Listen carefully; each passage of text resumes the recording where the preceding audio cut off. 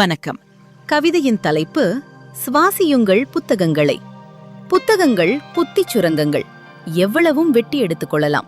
அவரவர் வெட்டும் திறனுக்கேற்ப, பெட்டியின் கொள்ளளவுக்கேற்ப. புத்தகங்கள் அளவின்றி விற்பனையாகும் நாட்டில் ஆயுதங்களோடு மருந்துகளின் விற்பனையும் மிக அளவாகவே இருக்கும். ஒரு நாட்டை காக்க ஆயுத கிடங்குகளை அல்ல, புத்தகங்களால் அதன் நூலகங்களை நிரப்பினாலே போதும். வாளும் கேடயமும் புத்தகங்கள்தானே. புத்தகங்கள் உயர்வின் உச்சம் அழைத்துச் செல்லும் உறுதியான படிக்கட்டுகள். எளிதில் ஏறிட பயிற்சியும் அவையே அளிக்கும். சுவாசிப்பதும் வாசிப்பதும் ஒன்றே.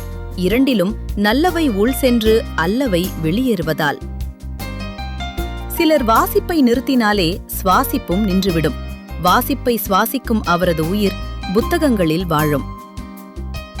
வாசிப்பை தொடங்குகையில் மனதை வளப்படுத்தும் புத்தகங்களுக்கே முன்னுரிமை தாருங்கள். பண்படா நிலத்தில் தூவிய விதைகளில் பல முளைக்காது வீணாவதும் உண்டு. அதிக தூரம் ஓடுபவரே கூடுதல் தூரம் தாண்டுவர். புத்தக வாசிப்பின் பயனுக்கும் பொருந்தும் இவ்வுண்மை. சில புத்தகங்களில் முதல் சில பக்கங்களின் வாசிப்பு சற்றே கண்களை மூட வைக்கும். வெளுக்கத் தொடங்கிய மனதின் அறிகுறியாய். பின் திறந்த கண்கள் மூடிடா அப்புத்தகம் முடியும் வரை. முழுதாய் வெளுத்திருக்கும் மனம் முடிவில். தம்முள் புதைந்தோரின் உள்ளத்தை புத்தகங்கள் களவு கொள்வது இயல்பு. புத்தகங்களில் களவு போன உள்ளங்கள் புவியளவு விரிவு கொள்வதும் இயல்பே. உணவகங்களில் விலைப்பட்டியல் அட்டை பார்த்து வயிறும் சட்டைப்பையும் செரிக்கும் உணவுகளை கேட்டு உண்பதைப் போல் வாசிப்புக்கும் கேட்டு வாங்குங்கள் புத்தகங்களை. வாங்கிய புத்தகங்களில் வாசித்த புத்தகங்கள் எவ்வளவு? உரை நிறைய வாட்களும் மடி நிறைய விதைகளும் இருந்து என்ன பயன்? புத்தகங்களை வாசிக்கையில் நண்பர்களை தவிருங்கள். 100 நல்ல நண்பர்கள் காத்திருப்பர் உங்களுக்காக அப்புத்தகங்களே. புத்தகத்தின் பக்கங்களை கண் செரித்து அது வழங்கும் நற்கருத்துக்களை மனம் செரிக்கா வாசிப்பு மலட்டு வாசிப்பு. ஆற்றலோடு நேரத்தின் வீணடிப்பு. கடலின் ஆழம் செல்லச் செல்ல உடலின் ஒவ்வொரு செல்லுக்குச் செல்லும் ஆக்சிஜன் அளவு குறைந்திடுமாம்.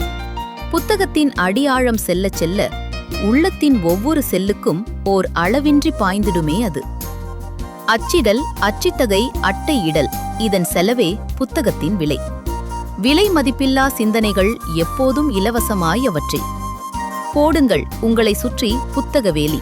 உங்கள் முழு பாதுகாப்பையும் உறுதி செய்ய அது ஒன்றே போதும். புத்தகங்கள் பேசும், அரவணைக்கும், வழிகாட்டும். பேசியதா, அரவணைத்ததா, வழிகாட்டியதா? வாசித்தவர் மட்டுமே அறிவர் அதை. இசைக்கருவிகள், புத்தகங்கள், இவ்விரண்டில் புதைந்திருக்கும் இசையும் நற்சிந்தனைகளும் வெளிப்படும். அவற்றை வாசித்த பின்னரே. புரட்சிகள் பல உலகில் புத்தக விதைகளால் மலர்ந்துள்ளன. நாடுகள் பல விடுதலை மனத்தை நுகர்ந்துள்ளன.